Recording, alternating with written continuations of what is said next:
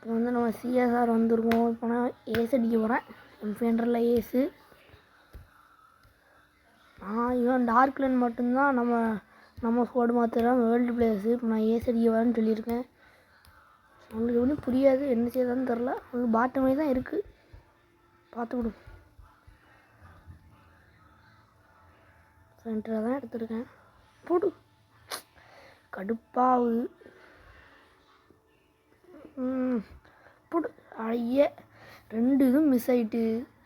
ஒன்றும் அந்த ஒஜி அடிச்சு நம்ம முடிச்சான்ல, அவ்வளோதான். இப்போ இவன் அடிக்க ஆரம்பிச்சிருவான். நம்ம ஏஸ்லாம் முடிஞ்சுது. டென்ஷனாக ஆகுது. 2 ஒன்ட்டா போயிட்டு எல்லாம் ஏஸாக அடிச்சிடலாம். போடு, நல்ல வேலை. இதாக விழுந்துச்ச. உனக்கு விழுமா எல்லாம் டெவிலாவது வரும்.